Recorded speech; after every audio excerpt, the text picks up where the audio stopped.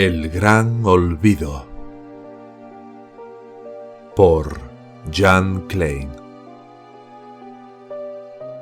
Todo el problema de morir se basa en la premisa de que nacemos,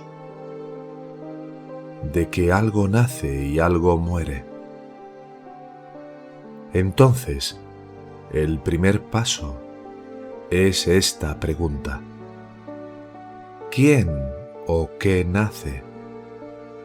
¿Y quién o qué muere? La idea de nacer es solo eso, una idea. Es información de segunda mano. Es lo que nos dijeron nuestras madres. Si nos preguntamos, ¿sé que nací? Y miramos de cerca, veremos que sí, una percepción nace y muere, pero no podemos decir, yo nací. Es vital, en toda exploración genuina, liberarse de la información de segunda mano, liberarse del sentido común. Si comenzamos por cuestionar las preguntas, encontraremos que nos vemos llevados a cuestionar al interrogador. Este es el comienzo de la autoindagación.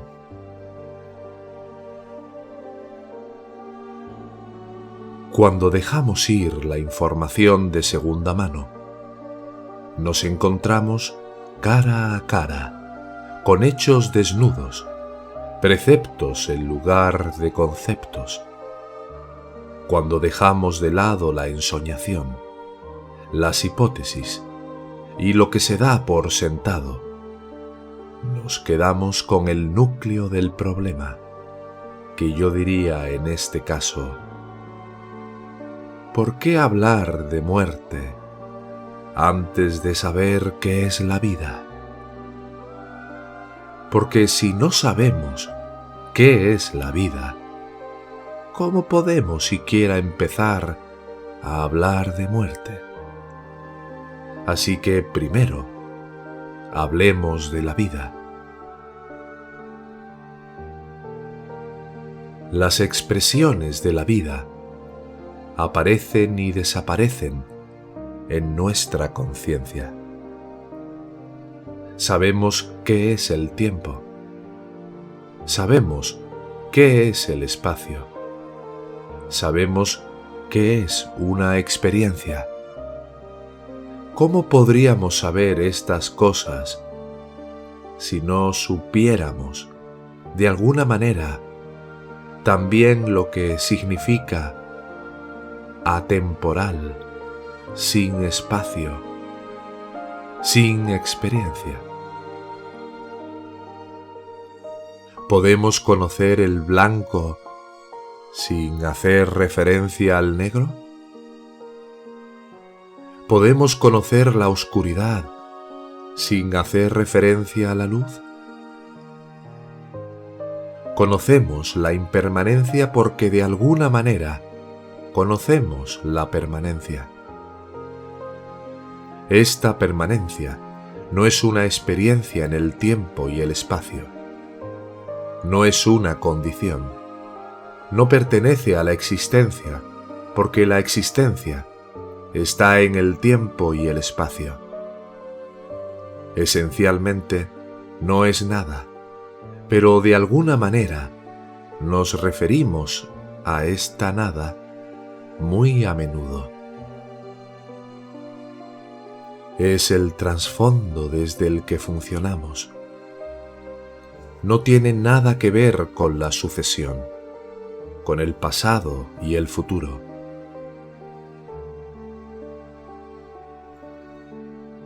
Cuando descubrimos este trasfondo, el problema de la muerte se vuelve completamente insignificante. Cuando esta conciencia atemporal desde la que funcionamos inconscientemente, se vuelve consciente, consciente de sí misma. Entonces, sabemos que lo que somos es atemporal y espacial. Sabemos lo que es la vida y ni siquiera se nos ocurre pensar en la muerte, porque vivimos conscientemente en este trasfondo eterno, en el ahora, y la sucesión es sólo una expresión de este ahora. La verdadera pregunta entonces es: ¿cómo puedo llegar a conocer la vida para que la muerte no tenga sentido? Yo diría que nunca podremos saber de forma objetiva qué es la vida. Solo podemos ser vida, ser el conocimiento. Este saber es una apercepción instantánea, libre de espacio y tiempo, en la que no hay un conocedor y algo conocido. Es el despertar de la vida en plenitud. Este despertar es nuestro verdadero nacimiento. El nacimiento fenomenal es sólo un accidente y surgirá y seguirá siendo un accidente mientras no se explore nuestra naturaleza real, nuestro nacimiento real. Una vez que estamos despiertos en la vida, somos profundamente conscientes de que no somos un objeto conceptual. No surge el objeto y el reflejo de objetivarse. Es un estado de profunda apertura, una ausencia total de ser cualquier cosa, donde hay simplemente vida, ser. Es intemporal y adimensional, y no puede objetivarse, es decir, experimentarse. No nace y lo que no nace no puede morir. En este no estado original, la idea de la muerte ni siquiera ocurre. El miedo a morir proviene de confundirse con el cuerpo-mente. Este error es sólo un pensamiento. Entonces, realmente, el miedo a morir proviene de la capacidad de pensar. Cuando no hay pensamiento, no hay espacio ni tiempo. El espacio, el tiempo, el ir y venir, el pasado, el futuro, solo existen en el pensamiento. No tienen una realidad autónoma. Todo el miedo creado por la sociedad y las religiones en torno a la supuesta muerte es una fabricación mental. Pero es sólo un objeto que puede tener miedo. Y tú no eres un objeto.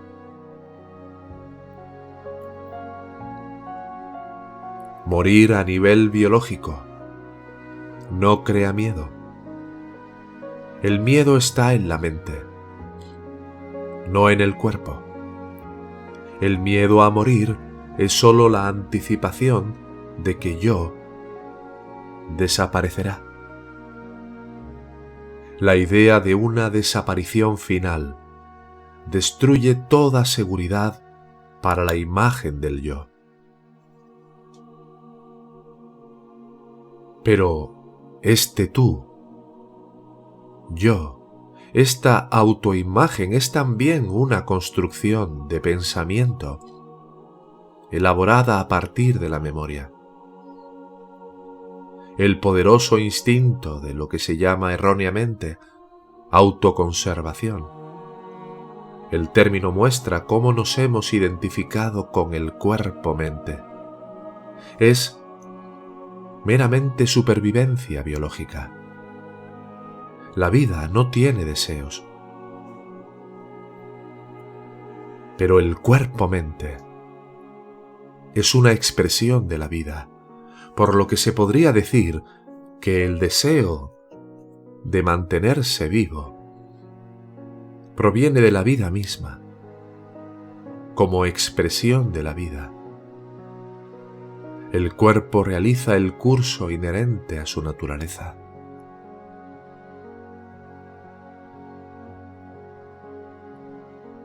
El significado real de la muerte y el morir es completamente diferente del que generalmente se entiende por estas palabras. Cuando uno conoce el continuo que es la vida, se siente que todas las percepciones, de las cuales nuestro cuerpo es sólo una, aparecen y desaparecen en la conciencia. Este aparecer y desaparecer es el verdadero significado del nacimiento y la muerte. Nacemos en cada momento en que aparece un pensamiento o sensación y morimos en cada momento en que desaparece el concepto o percepción. Morimos todas las noches antes de irnos a dormir y nacemos todas las mañanas. Así que tenemos que familiarizarnos con esta muerte, este abandono del mundo objetivo. Debemos preguntarnos en nuestra intimidad más profunda: ¿qué hay antes de que aparezca el pensamiento? ¿Qué hay cuando el pensamiento desaparece? ¿Qué hay cuando el cuerpo se duerme y antes de que se despierte? Cuando observamos de cerca, encontraremos no la ausencia que dimos por sentada, sino una presencia que, sin embargo, no puede ser objetivada. Es demasiado pronto. Es lo más cercano de lo más cercano.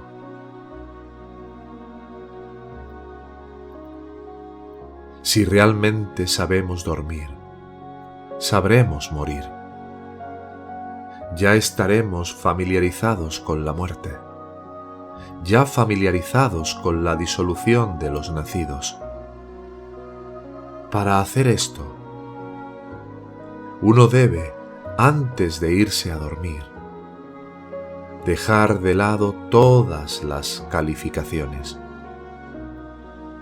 Debemos estar tan desnudos, psicológicamente como físicamente.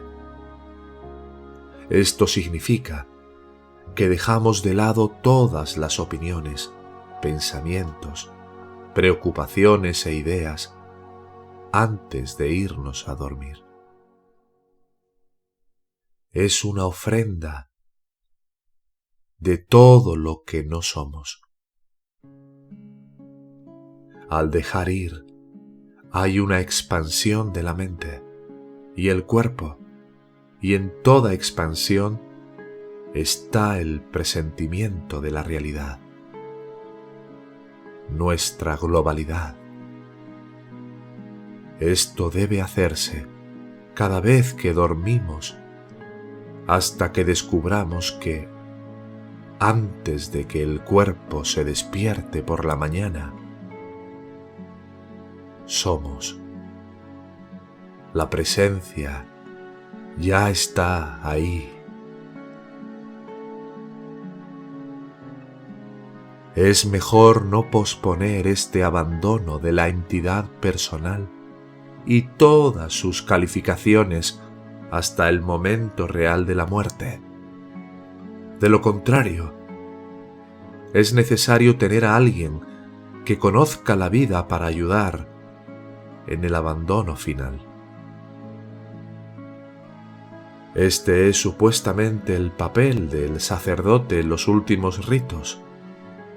La función del sacerdote, el chamán, el lama u otro, es ayudarle a uno a atravesar conscientemente el umbral del mundo del objeto al mundo sin objeto. Es ayudar al moribundo a olvidar todos los residuos de la persona y así abrirse a una nueva dimensión de la vida. Es un ofrecimiento a la vida de todas las expresiones que la vida nos dio temporalmente. Entonces, lo que queda es la conciencia original. Pero quien esté ayudando a alguien más allá del umbral debe estar calificado para hacerlo. Esto simplemente significa que la personalidad debe estar ausente. Al ayudar a alguien a morir, hasta ese instante, uno ha de saber morir con él. En el momento en que mueres con el moribundo, él o ella se sienten estimulados por tu muerte, por tu renuncia a todas las calificaciones. La presencia atemporal, el amor, tiene el poder de liberar al moribundo de los residuos de la identificación con el mundo fenoménico. En esta asistencia no hay lugar para los sentimientos de tristeza, lástima, miedo, ni hay lugar para hablar. Todo esto mantiene al moribundo aferrado al mundo objetivo. Idealmente, la mejor forma de morir es en silencio. Pero cuando uno está inmerso en los rituales de una tradición religiosa, estos pueden ayudar a uno, en ausencia de un sacerdote calificado o un amigo real, a dejar de lado apegos específicos. Pero los ritos deben ser impersonales, no ceder a la persona, como, por ejemplo, ciertos sonidos lo llevan a uno más allá del mundo del sentimiento y la emotividad. La forma de llegar a este soltar es, como dije, la misma que antes de irse a dormir. Todo lo que aparece en el momento se ve como un hecho. Se toma nota del hecho sin análisis ni interferencia. Y se siente la acogida en esta toma incondicional. Cuando enfrentamos de esta manera todo lo que aparece, entonces vuelve a nosotros la apertura, la atención, en la que la percepción fue acogida. Nos encontramos en la luz. Este es un abandono natural sin intención. Entonces, ya sea que estemos muriendo, y debemos hacerlo, o ayudando a alguien a morir, es el mismo procedimiento. Tomamos una posición de conocimiento en la conciencia. Es crucial llegar a conocer la muerte estando aún vivo. La calidad de vida es completamente diferente para alguien que sabe dejarse llevar en el estado de vigilia. Este es el verdadero significado de la palabra muerte. Es el verdadero significado de la palabra sacrificio. Como dijo el maestro Eckhart, Dios es cuando yo no soy. Solo nacemos después de la muerte de todo lo personal. Solo cuando estamos despiertos en la nada, podemos hablar de plenitud. Pero hay otra razón para no dejar al moribundo real para el último momento. Existe el peligro real de quedarse pegado a las expresiones de la vida y en el momento de la muerte enfatizar el objeto, de modo que uno sea llevado pasivamente al más allá. Pasivamente aquí significa sin saberlo. Puede surgir la pregunta: ¿qué importa cómo muera?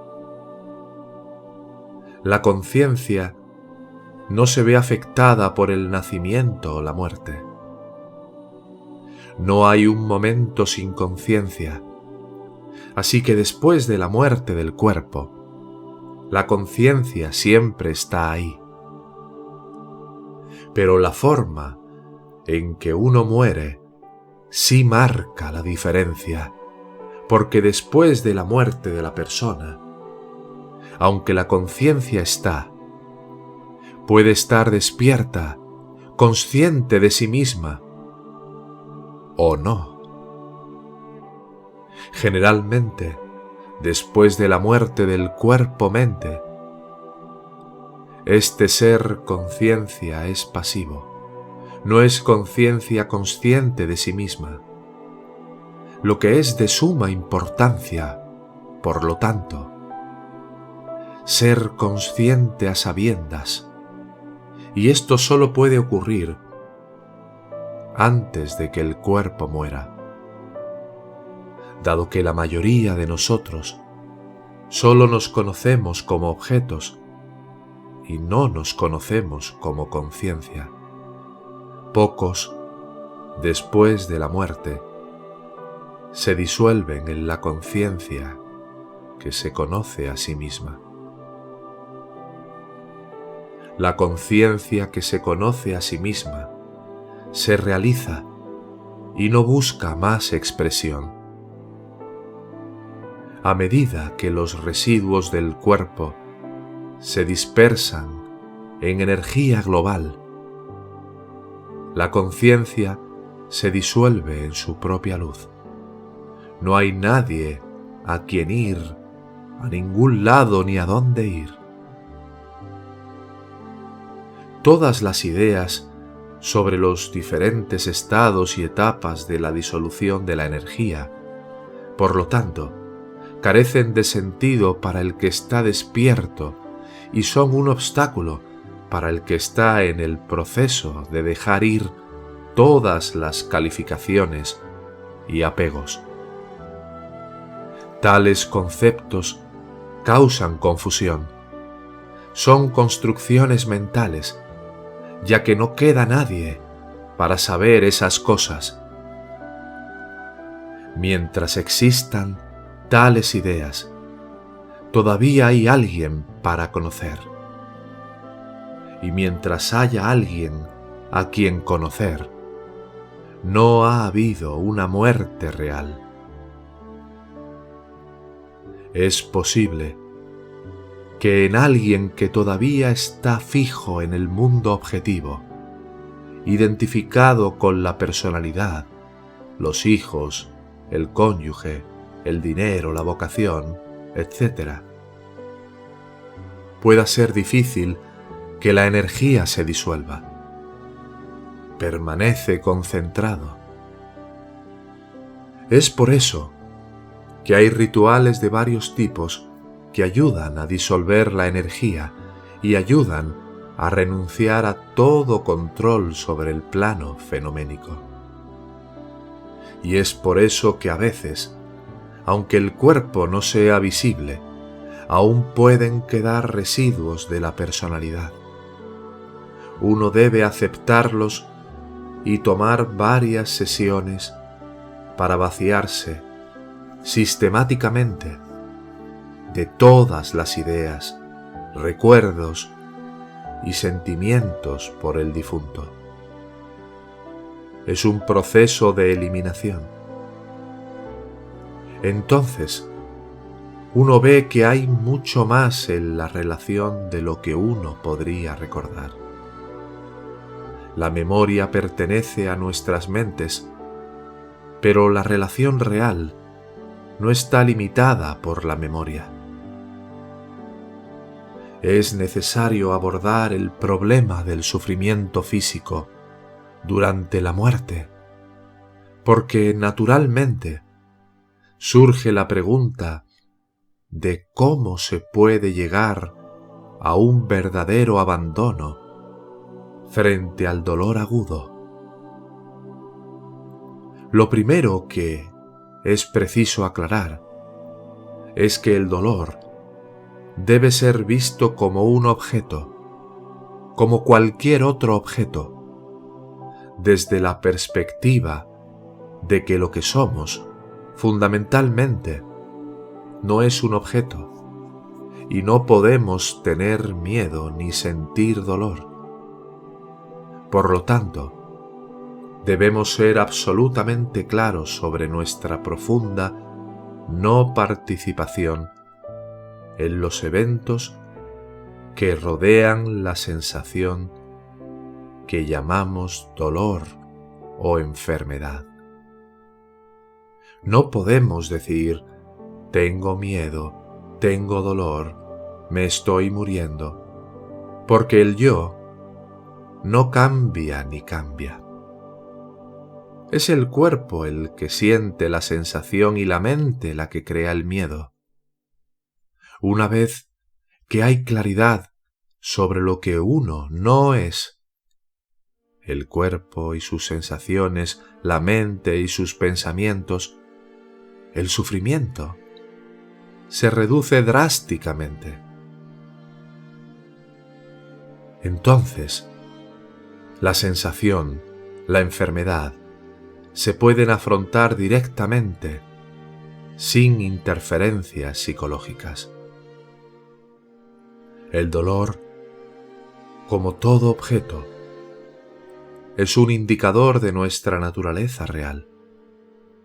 Hay que verlo con objetividad, frente a nosotros, como si el cuerpo perteneciera a otro. Al objetivarlo, nos liberamos de él. Ya no nos ahogamos en la enfermedad, la sensación, y en el espacio psicológico así creado, se vislumbrará una verdadera liberación de la carga.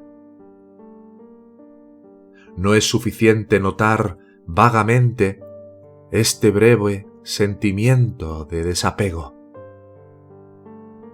Debemos interesarnos de verdad en este sentimiento de libertad, es decir, convertirlo a su vez en objeto de atención, sostener y vivir en este sentimiento de libertad. Con ello, viene la convicción de que uno no es ni el cuerpo sano, ni el malsano. La enfermedad y la muerte son una oportunidad, por excelencia, de esclarecer el error fundamental de nuestra existencia, que hemos identificado la conciencia, la vida, con su objeto, y es a través de este error que surge todo conflicto y sufrimiento. La enfermedad, entonces, es un regalo, un regalo que nos ayuda a darnos cuenta más rápidamente de lo que no somos. Nos brinda una oportunidad que no debemos rechazar: ser lo que somos. Nuestro vivir en plenitud estimula nuestro entorno, nuestra familia y amigos. Diría que estimula la vida en ellos, a sabiendas o sin saberlo. Comparten la vida con nosotros y al morir, ni nosotros ni ellos nos sentiremos aislados. Este sentimiento de vida permanecerá y continuará, estimulándolos, porque la vida es eterna y en ella todo es unidad. Pero generalmente la familia y los amigos no tienen una relación honesta con el moribundo. Continúan de alguna manera aferrándose, tratando de salvar a la persona. No le dejan encontrarse con la luz. Esto se debe a que las relaciones en la familia son de objeto a objeto, de persona a persona. Entonces, es mejor no tener la familia presente en el momento de morir si no pueden realizar los últimos ritos. Ser sacerdotes, por así decirlo, es decir, morir contigo. Es importante que el moribundo ofrezca conscientemente las expresiones de la vida. Sin embargo, en determinadas circunstancias, la claridad puede verse afectada por la intensidad del dolor o el uso de medicamentos para aliviar este. En el mismo momento de la liberación final, la naturaleza suele hacerse cargo y el dolor no nubla la conciencia. Por lo que a la hora de ayudar a un moribundo, el médico tiene una gran responsabilidad. Ante todo, debe representar la salud, la vida, y como el sacerdote, preparar al paciente para la liberación final. El médico también debe morir con el paciente. Se necesita todo su talento para ayudar primero al paciente a distanciarse de la identificación con el objeto y luego para ver con precisión cuánta medicación es necesaria para hacer posible este distanciamiento. El paciente debe mantener una profunda conciencia de lo que está sucediendo. O prolongar la vida artificialmente o quitarse la vida prematuramente es una profunda falta de respeto por todo lo que la vida nos ha dado. Es una falta de gratitud, una profunda ignorancia. La vida nos da la oportunidad de un nacimiento real y toda interferencia es un rechazo de esta oportunidad. Cuando uno despierta en el yo real, el destino de todo lo que somos ya no tiene sentido. El dolor, un accidente, la muerte, está en la película. Pero nosotros somos la luz que ilumina la película. Entonces pensar en el destino del cuerpo e intentar interferir es una marca de egocentrismo y falta de amor. Solo un ego puede tener conceptos e intenciones Y mientras vivamos como el ego, contraído, tendremos una visión falsa de lo que es la vida. Lo que generalmente llamamos mi vida pertenece solo a la mente y por lo tanto parece tener lugar en sucesión.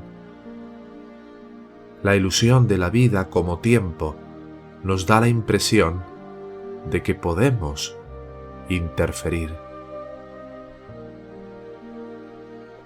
Esta mala visión a veces se corrige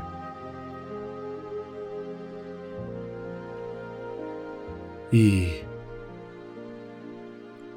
puede hacerse antes de morir, cuando hay un recuerdo panorámico de toda la vida. Esto se debe a que se produce un abandono repentino del control de la mente, de la canalización del propio ser en una estricta sucesión en el tiempo y el espacio. En este repentino abandono, somos expulsados a lo intemporal y los hechos se nos aparecen sin todos los pensamientos intermedios que generalmente califican cada hecho. Este panorama suele ocurrir en una crisis cuando hay un abandono muy dramático. En una muerte natural, uno es suavemente disuelto en el ser. La muerte real es, entonces, la muerte del vivir conceptual. La vida es presencia, siempre en el aquí y ahora, el momento mismo.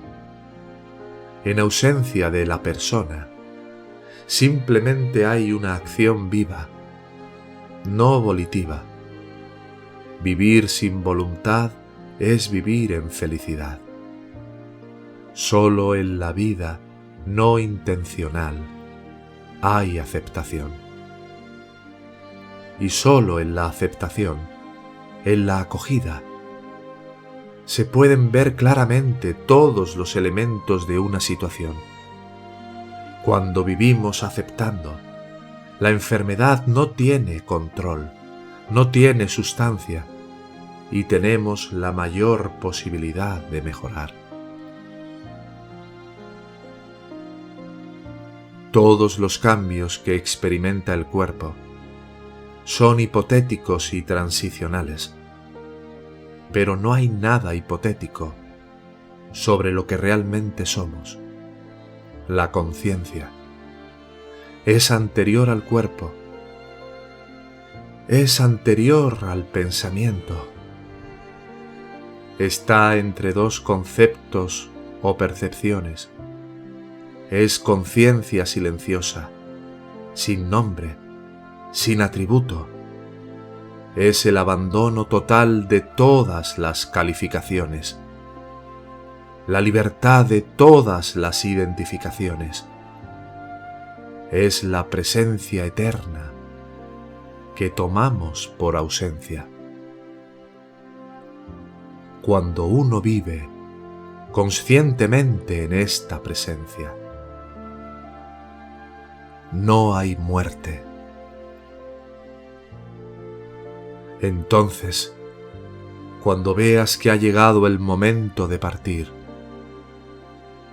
y has aprendido cómo, incluso diría que aprendiste la técnica de rendirse, es extremadamente hermoso. Morir entonces es agradecer.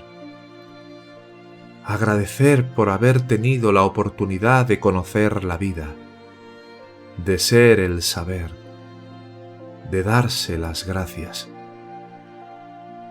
En el gran olvido de todo lo que no somos.